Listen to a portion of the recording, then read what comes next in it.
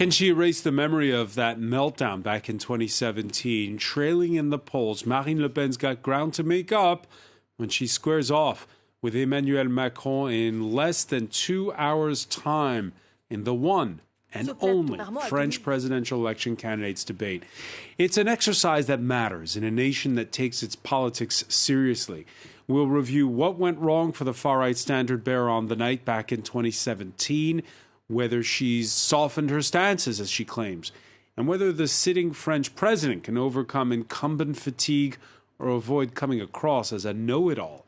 More broadly, what's changed in 5 years? Then, the theme music of the campaign was anxiety over globalization and deindustrialization. Now, that's been compounded by COVID, a cost of living spike, and the added uncertainty of Russia's invasion of Ukraine, with the left split over who and whether to vote. How different is 2022 from 2017? Today in the France 24 debate, we're taking a look at the high-stakes rematch that's going to unfold between Macron and Le Pen. With us, he campaigned for Emmanuel Macron back in 2017. That was then, this is now. Lex Paulson is director of the School of Collective Intelligence at Morocco's Mohammed VI Polytechnic University. Good to be here. You're fresh out of the taxi. You rushed in. Ready to debate. Okay. Many thanks. From London, Max Bégon, UK representative for Marine Le Pen's National Rally Party. Welcome to the show. My pleasure. Thank you. From Exeter, sociologist Charles Masquelier, senior lecturer at the University of Exeter. Thank you for being with us. Thank you. Thanks for having me. So we have Frenchmen in England and we have a German in Paris. Political scientist Cornelia Vold, president of the Hertie School of Public Policy in Berlin. Thanks for being with us. Thank you for having me. The France 24 debate, where you can join the conversation on Facebook and Twitter, hashtag F24debate. They've agreed on the camera angles, the choice of moderators, the room temperature, 19 degrees. Now it's the time. Nicholas Rushworth previews that candidates debate. Both candidates will want to appear calm and collected for the 2022 TV debate, the opposite of the confusion and tension of 5 years ago. Vous êtes à plat ventre en permanence devant l'Allemagne, devant les puissances d'argent, devant les banques. Marine Le Pen's team acknowledges she was too aggressive. One of the mistakes to avoid. There's no point getting angry. You have to give a measured response, defend policies and ideas, and show you can be president. One pitfall they will want to avoid is mutual condescension, as in 2017 when they went head-to-head over details concerning two French companies. Vous êtes en train de lire une fiche qui ne correspond pas au dossier que vous avez cité. Il y en a un qui fait des téléphones, et l'autre, ça n'a rien à voir. Il fait à la fois des turbines et du matériel industriel. Emmanuel Macron's team realizes he must not come across as superior. It's not arrogant to ask questions at a time as crucial as the presidential debate, to show what's behind the cloak of banalities Marine Le Pen has been hiding behind for weeks. Marine Le Pen, by her own admission, arrived at the 2017 debate feeling tired and poorly prepared. This time, I think they've decided to calm down. She'll want to look competent, credible, not lost in her notes, and presidential. And he'll want to avoid being seen as arrogant or like he's teaching someone a lesson. Madame Le Pen. The duel was electric right up to the last second 5 years ago. One key difference this time is that Emmanuel Macron will have 5 years of policy decisions to defend. Well, with 1 hour and 44 minutes to go, let's cross to La Plaine Saint-Denis, north of Paris, the television studios where the debate will be taking place. France 24's Claire Pacalin is there. Claire, any sign of the candidates yet? Not yet, Francois, but the red carpet is firmly in place just behind me, so we are expecting them to arrive anytime soon. They'll have about an hour and a half to prepare backstage before the debate fully kicks off. This is, of course, very high stakes for both candidates. Literally millions of French people will be tuning in tonight. Some of them will be deciding who they'll vote for on Sunday based on the performances of the candidates. Others will be deciding whether they want to vote at all on Sunday, whether they'll actually decide to cast a ballot in the second round of this presidential election. We know Emmanuel Macron will be trying to come off not arrogant, not aloof, not like a know-it-all. That's some of the criticism he's got here. He has a bit of an image problem. Some French people feel that he comes across as a bit of a clever clogs. Marine Le Pen will be trying to, of course, improve her performance when compared to 2017. It's known here as a naufrage or a shipwreck, basically a train wreck. Her performance back in 2017, just ahead of the second round then 5 years ago, she made factual errors. She gave Emmanuel Macron the upper hand quite easily, but she has, of course, done her homework now, and she says herself that she's learned her lessons. Claire Pacalin will be crossing back live to you. Do break in when those candidates arrive. Let me begin with you, Lex Paulson. It's due to last about 2 hours. These affairs can run over. They have a lot in the past. How does this compare with a U.S. presidential candidates debate? Well, it's similar in that it's not a debate in the conventional sense of a war of ideas. It's a war of frames, and they're not speaking to the same audience, right? So I think Marine Le Pen actually, in a way, has the easier frame that she wants to present. Either you are for a president of proximité, pouvoir d'achat, closeness to the people and the purchasing power, or you're for the global elite, which she thinks that Macron represents. That's an easy frame for her. It's something that she's pushed very, very consistently through this campaign. Macron has a tougher task. What kind of frame can he put that's going to be convincing to his audience, which are the left-wing voters of Jean-Luc Mélenchon, who are the largest sum of voters up for grabs on Sunday? He can't really get to her left on economic issues. So it's really either Europe or climate. Now, he made a very strong speech on climate this week, and he can, I think, convincingly say Marine Le Pen is the end of the fight against climate change, the dismantling of wind farms, etc., the exit of France from the Paris Accords. That could work. The other thing that is, he is for Europe that moves ahead and it stands strong against Russia, and she is Russia's best friend in France. Those are the two frames I think that would be the most successful to him. We'll see if he tries it. And Max Bégon, where will Marine Le Pen press?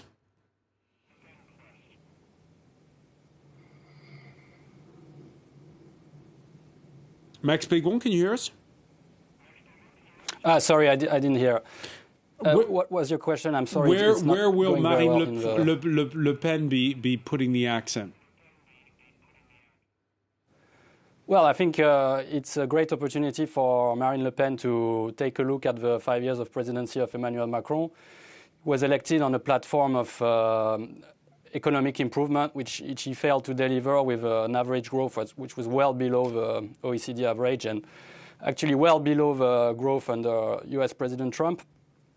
He was a man that was pictured as someone who changed French politics, and it turned out that lots of his ministers had to resign for various investigations from the judiciary.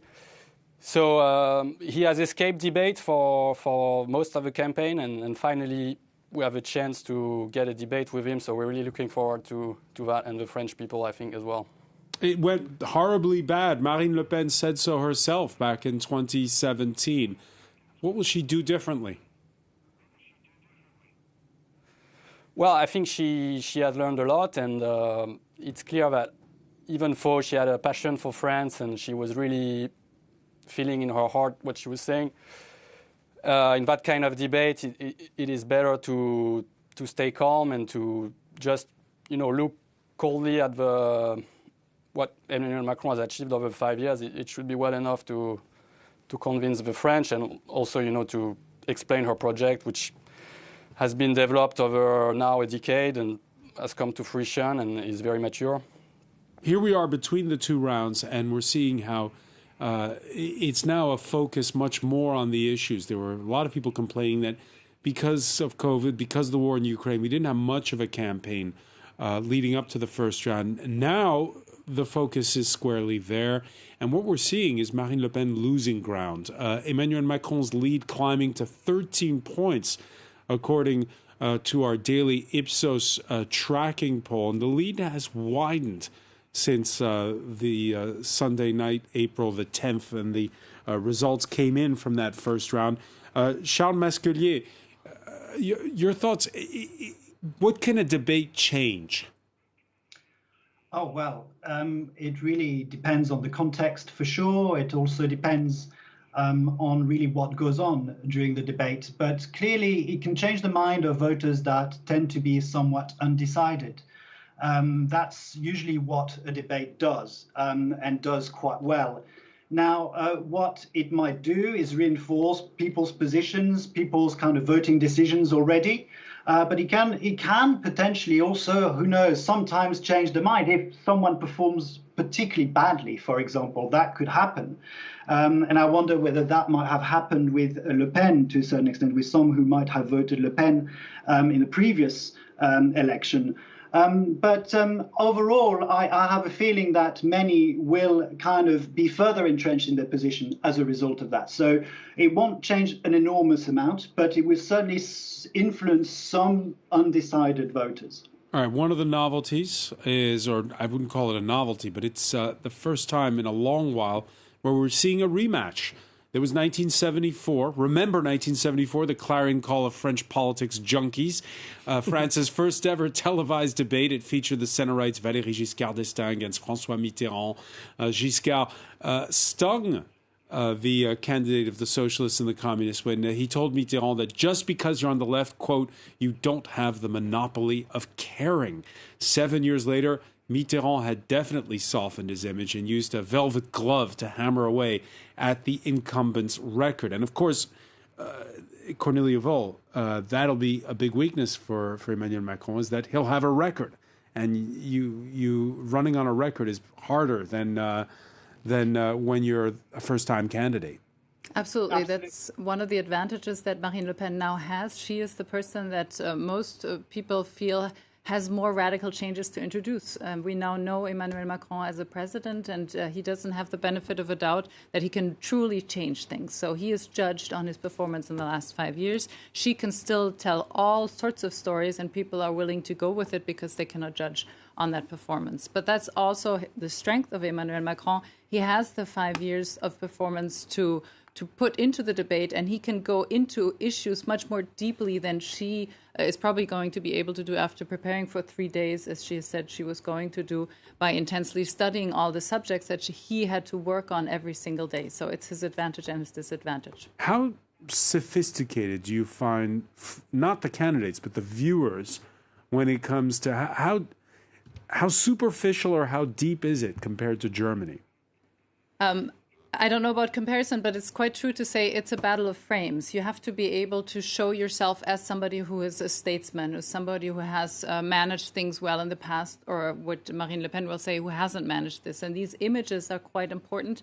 I think one frame that hasn't been mentioned, of course, that Emmanuel Macron will push forward quite intensely is the proximity of Marine Le Pen with Vladimir Putin, including the funding that her party has received, which, of course, now, with the light of the Ukraine war, sheds an image that is very much to her disadvantage, and that's going to be something we'll hear more about tonight.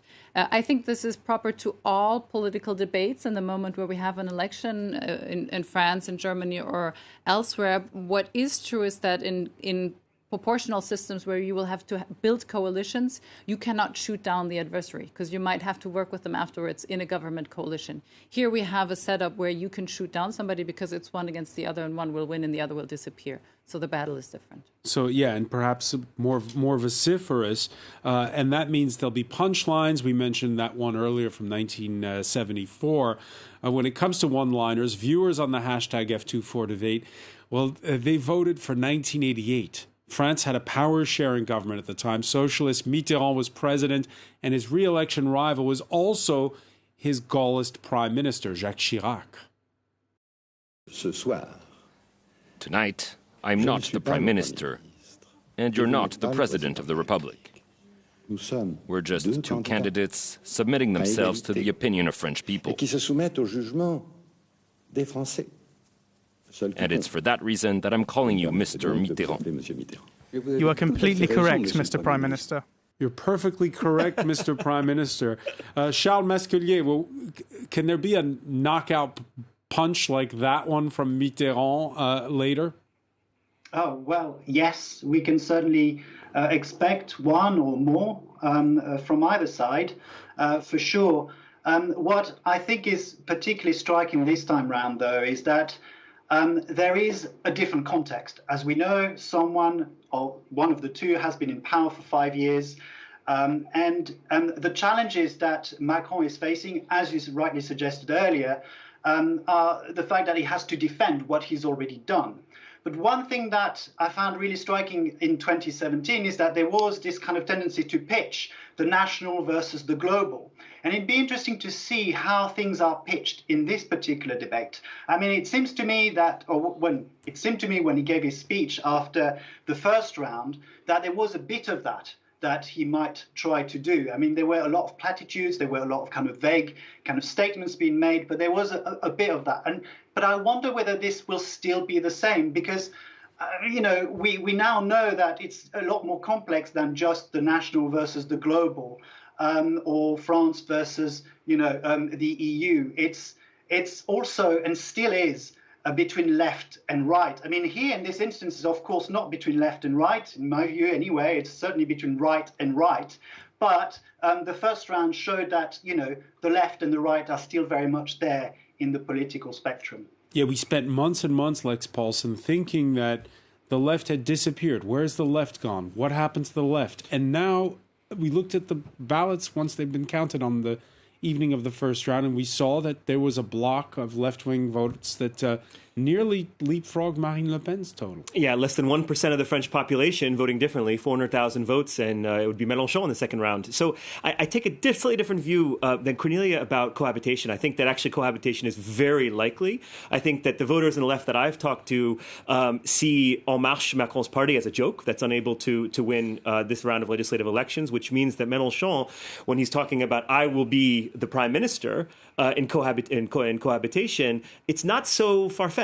And so the question is, if you're a Mélenchon voter, I mean, these are the people who Macron really needs to come out and vote. Up to somewhere 65% have said they're not going to vote for Macron. So he needs to reduce that number in this debate. If you're a Mélenchon voter, which is the better scenario? Having Macron as president with a left coalition in parliament, or having Le Pen as president with a left-wing coalition in parliament? And what Macron has to show is, with his commitment to ecological planning, with his willingness to talk about climate in Europe and to negotiate down his retirement age, that he would be a deal maker with a Mélenchon-led coalition. I think that's a crucial argument that he needs to signal to the voters who haven't made up their minds. So Max Bégon, who of Emmanuel Macron or Marine Le Pen would work better with the left in Parliament? Because just to remind our viewers, it's going to be 4 rounds of voting, because we have 2 rounds of legislative elections that will follow in June. Which one will be better to work with the left? Sorry, which one would be better for? Which one can work better with the left? Marine Le Pen or Emmanuel Macron? Well, I think it would work better with Marine Le Pen, because there is some common policies on, like the retirement age, and also the international positioning of France, like being non-aligned as opposed to just a subject of the US. And there is also this rejection of a French political system owned by the financial system on both sides. So I think there is some ideological convergence when you put aside some parts of the program.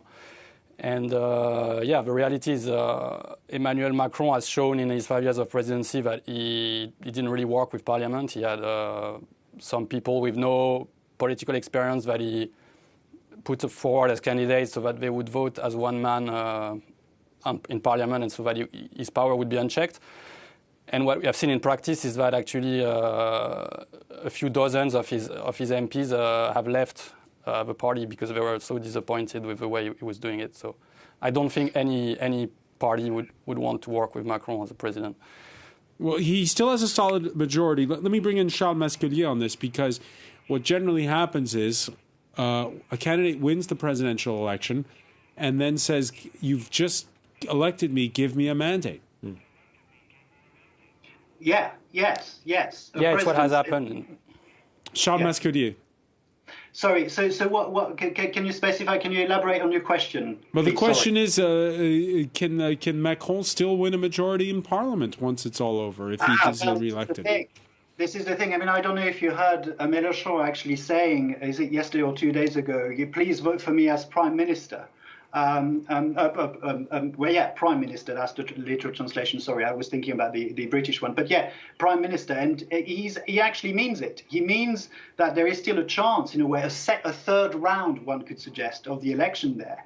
And a chance for the left to gather still momentum, right? To carry on gathering momentum and potentially, who knows, to kind of do very well. There is a chance for this to happen.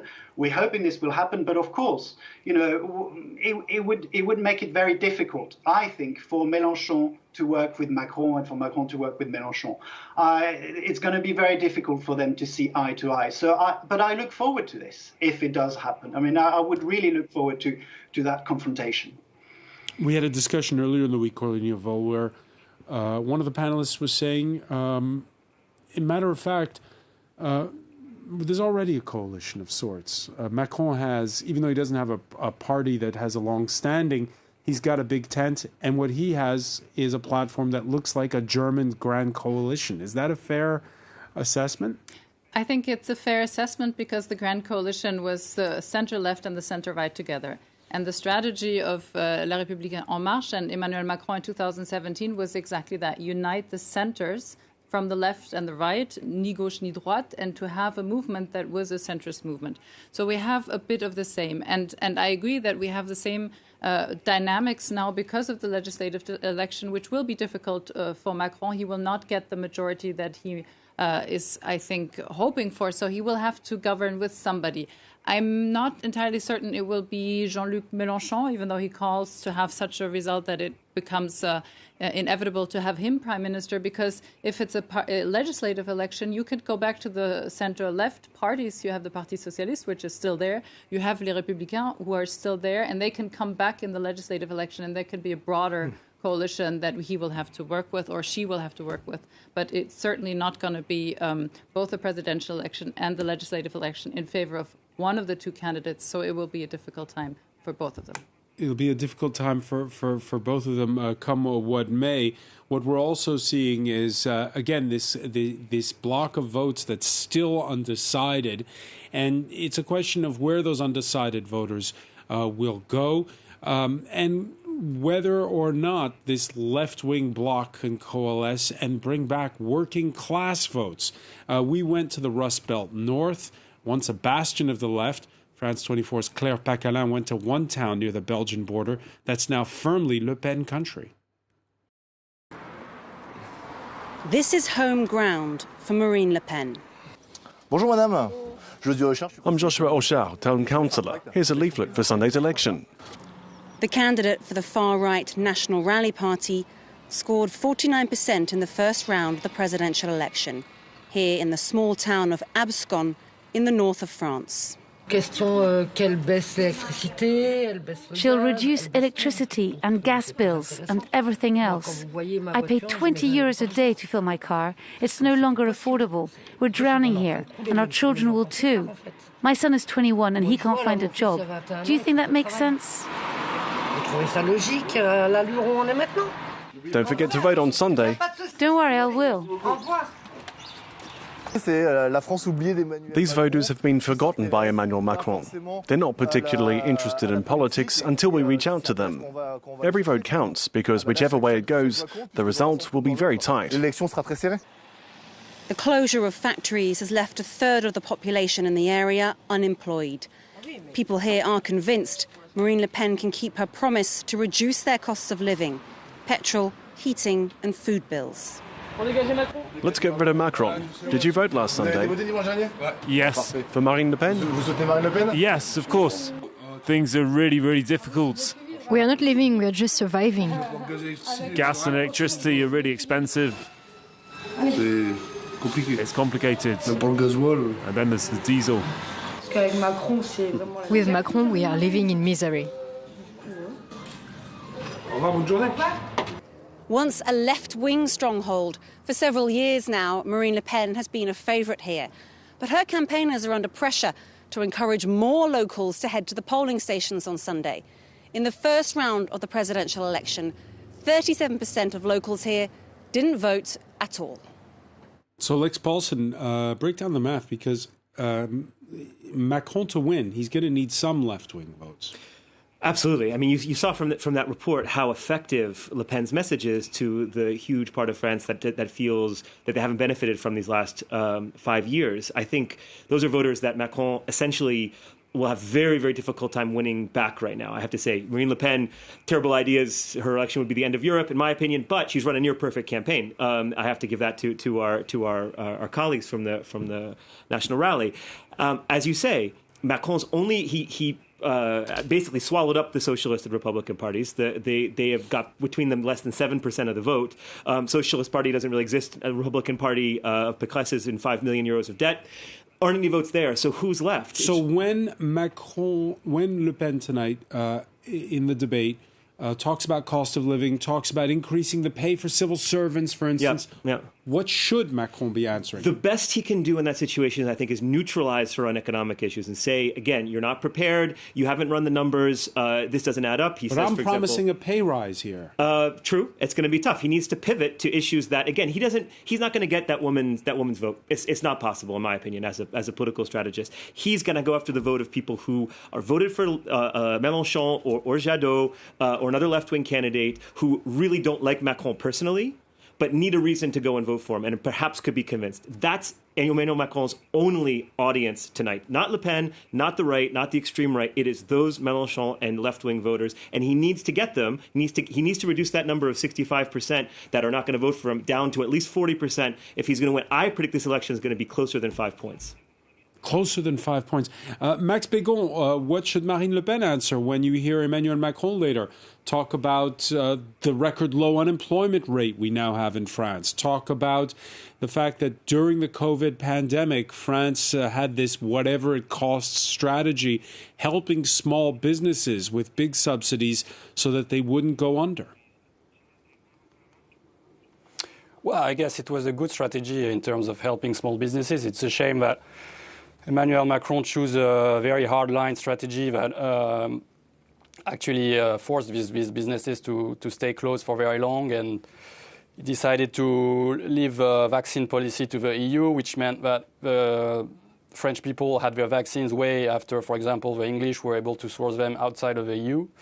And in terms of unemployment, I mean, the answer is quite simple. It's starting to implement some economic patriotism policies. So starting when you decide on a free trade agreement, starting to think on the impact it's going to have on unemployment rather than corporate profits.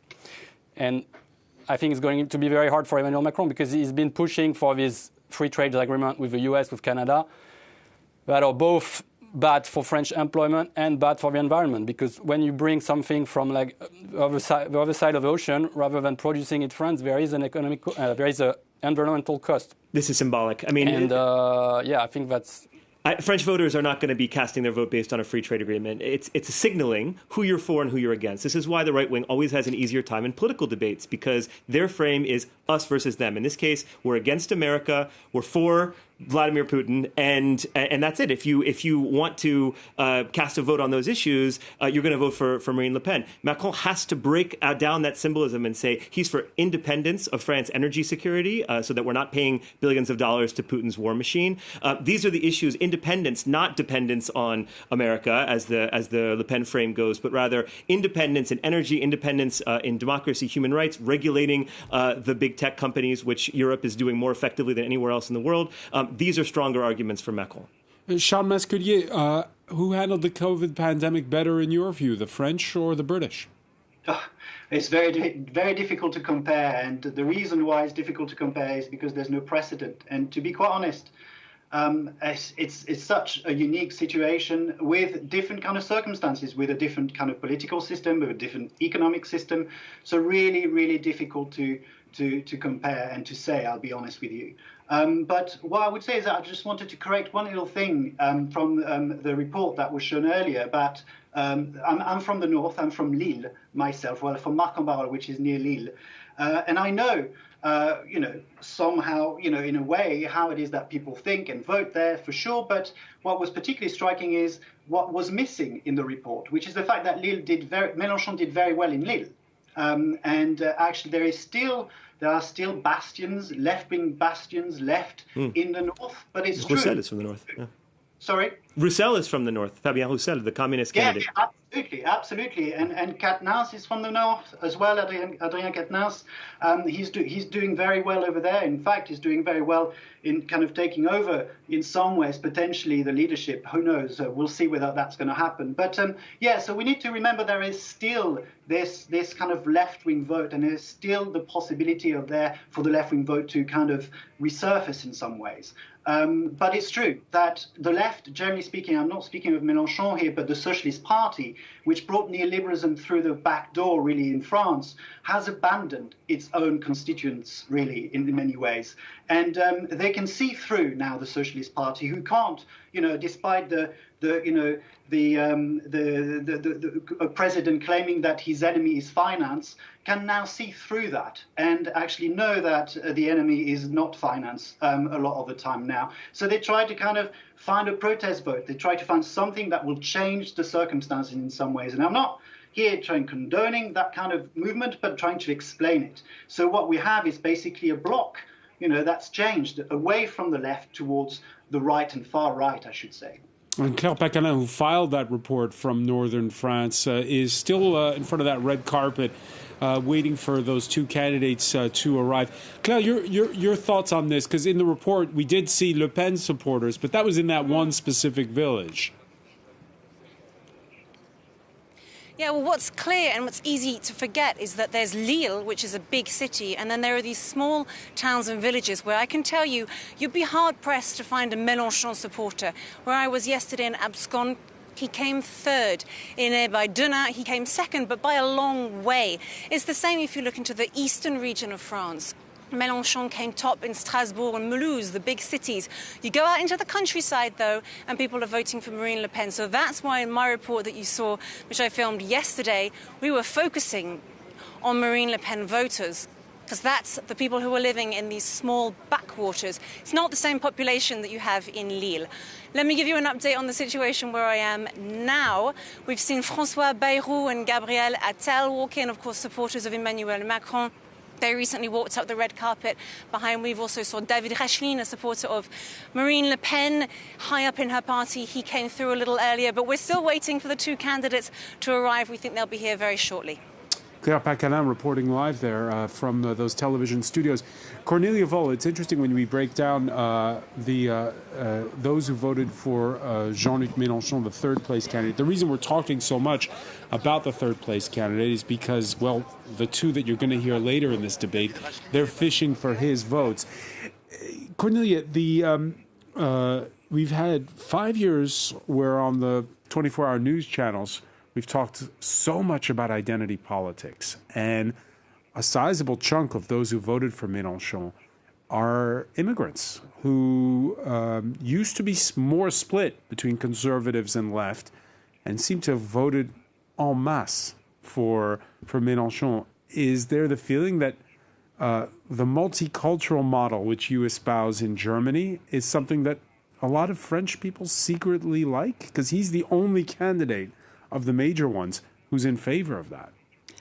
It's an issue, and I think it's one of the silent issues of this campaign. Even Marine Le Pen knows she should no longer talk about identity issues in immigration because her views are already well known, but it's a divisive issue. It's interesting if one looks at the card of the map of France, that the voters for Emmanuel Macron and the voters for Jean-Luc Mélenchon live in the same places. And it's the voters for Marine Le Pen who are further out, who are more in the countryside.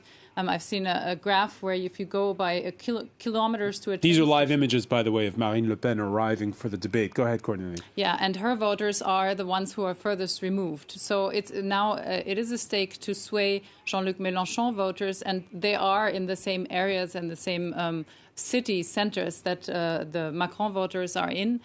They are more left, economically speaking, which is why Emmanuel Macron has to go out to get them.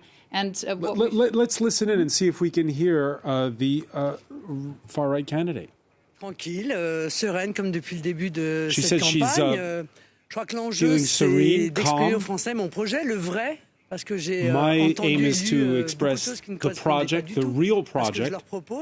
Ici, Charles. To say what the French want to hear. How do you prepare when you're playing, when you're facing the president after 5 years? He's been in power for 5 years, which wasn't the case the last time, she says there. As she walks away. Lex Paulson, your reaction there? She has been preparing for this moment for 5 years. By her own admission, she showed up to the last debate tired and unprepared, and Emmanuel Macron nailed her on the facts, including some very basic, easily falsifiable facts 5 years ago. It's not going to happen this time, and I sort of politely disagree with Charles that there could be zingers. I don't think we're going to see zingers tonight. I think the worst thing a candidate can do, we remember Hillary Clinton when she said to Barack Obama, that's not change you can believe in, that's change you can Xerox. And when you prepare a line and it seems very overcooked, it turns off the audience. So I think there's a real risk of trying to go for a line. I think Marine Le Pen knows that she's actually in the easier position tonight. She has to do what she's done throughout the campaign, which is paint this as I'm a president for the people, for the average worker, and Macron is for the global elite, and just say that over and over again. And whereas Macron has to make a much more nuanced pitch to voters on the left who have really lost trust with him, and that's a much tougher job. I think Marine Le Pen looks like she's ready to win this debate. So, Cornelia Val, again, this issue of, this campaign, it's all about identity politics. In the end, that sort of pushed people towards Mélenchon more than anything else. Yes, but I think one of the stakes for tonight is also to ask the question and to put a frame that Marine Le Pen is still on the extreme right and has parts of her campaign that are closer to authoritarian parties than to the democratic liberal democracy system that voters are used to. And that is something part of the left is concerned about. And this is why the Mélenchon voters, who were dividing into thirds, 1/3 for intention votes for Emmanuel Macron, 1/3 for Marine Le Pen, and 1/3 undecided, is now splitting further in favor of Macron, less so in favor of Marine Le Pen, and still a big chunk that is undecided. And that's really who needs to be targeted here. And one line is to say Marine Le Pen is a danger to the liberal democracy you know. Yeah, Max Bégon, how will she answer when Emmanuel Macron, and he's sure to do it, says that she's in favor of overriding EU treaties, when she herself says she's in favor of NATO having an alliance with Russia once the war in Ukraine is over? Peace with Putin? Well, on the EU side, I will say it's quite easy because the French people in 2005 said a resolute no to further European expansion. This was completely ignored by the French presidents that came after that referendum. So the current European Union is not working. It's something that has been acknowledged by Macron himself. His suggestion is to integrate it even more, which is something the French people don't want. And Marine Le Pen is listening to the French people, and instead she's proposing to hold back a little and give back more power to the individual nations, which when we saw what happened with COVID, if there hadn't been individual nations, if we're completely relying on the EU, we would be in a catastrophic situation right now. About the threat to liberal democracy, I think this is quite strange to hear when you know that under Emmanuel Macron, on the Yellow Vest movement, you had peaceful demonstrators. 30 of them lost an eye from a police shot. 5 of them had a hand amputated, and 250 of them had suffered head injuries. And in 2018, the UN Commissioner for Human Rights highlighted this and asked for an investigation in this police violence. So I don't think Emmanuel Macron is the one person that can say he's the defender of liberal democracy when you see how his police treats his own people. I'm going to interrupt you because we're seeing the arrival of the incumbent in the company of his wife, Brigitte Macron. Claire Pacalin, you have a closer look from your vantage point? I do. Emmanuel Macron is shaking hands now with the big wigs, the directors of TF1 and France 2, the two television channels who are organising the debate. His wife... Oui, alors vous le voyez encore peut-être derrière moi, Emmanuel Macron vient tout juste d'arriver All right, we're having sound issues. We can hear you saying that you saw him, if I heard you correctly there, Claire, saying that we saw Emmanuel Macron shaking hands with the heads of the TV channels that are organizing this debate. Let's dip in and see if we can hear the incumbent say a few words. Bien et vous-même? Bien et vous? Ça va? Bien. Bonsoir, Monsieur le Président. Bonsoir, Monsieur le Président. Très rapidement, quel est votre état d'esprit et l'enjeu pour vous ce soir? What frame of mind are you in? Concentré et I'm prêt pour un débat qui doit nous permettre à l'un et à l'autre d'expliquer nos idées, nos projets pour la France, de clarifier aussi tout ce qui doit l'être de part et d'autre.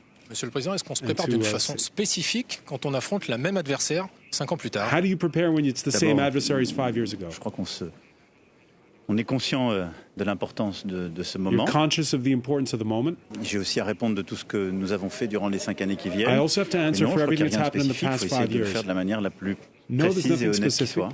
I just have to answer in the more specific way possible. There you go. Balanced. Well, this is one way, you're in France when you see a red carpet. In America, the candidates come and it's a big movie set. And in France, it's like it's the Cannes Film Festival, before the presidential debate. Charles Masculier, your thoughts on, again, the optics of all of this? The optics, how it's all looking in terms of, the optics in terms of the results, you mean? No, just in terms of the spectacle that is this debate that we're about to watch. Yes, very interesting spectacle. And what I find, I'm in the UK, and what I find particularly striking is how confrontational journalists in the UK tend to be to politicians. Much more confrontational than the French. And normalement, c'est terminé pour nous. Est-ce que c'est normalement there has ou been c'est some sûr? sort of changes in France and more confrontational journalists. Plaisir, à tout à l'heure. Certainly, for quite some time now, but overall, I can tell you, it's very presidential. Let's just put it that way. All right, we're hearing still sound from the red carpet there, which I hope didn't perturb you. Cornelia Vol, do you agree with? Is that the assessment in Germany? Do the moderators give a hard time to the candidates, or is it? I find it striking that the candidates can choose who the journalist is that will host them in this debate. I don't know what the standard is. You might be better informed in other countries, but I think it's generally expected that journalists ask difficult questions, in particular in a presidential debate. But I think it's also very important that once you have a duel here, which is one person against another, that the setting is kind of stepping back and is really discussion between two people and two ideas and two visions for France, rather than one particular intervention by the journalists that are hosting this. So, because France is a very specific case in Europe in that we have outsized powers for the executive branch of government, and so picking the journalists for the. Who get to moderate, and there was all kinds of haggling between the two candidates. That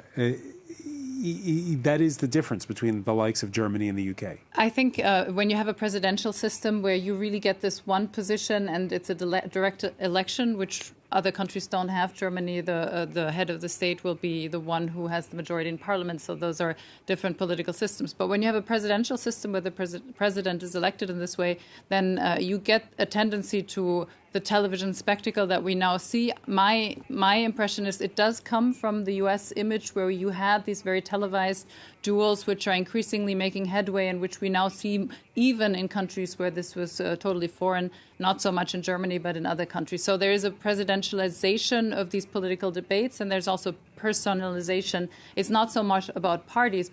A lot of people don't know what the party of Emmanuel Macron is called. It's about Emmanuel Macron. It's about Marine Le Pen. I dare you to ask foreign journalists, what is Marine Le Pen's party? I think half of them will not get the name of the party exactly right because it's about people. And so the television debate is underlining that. All right. Well, it is the national rally of Max Bigon. I want to thank him for being with us from London. I want to thank Charles Masculier in Exeter, Lex Paulson, Cornelia Vol for being with us. I want to thank you. And remember, we are 45 minutes away from our live coverage here of that candidates debate right here on France 24. Stay with us.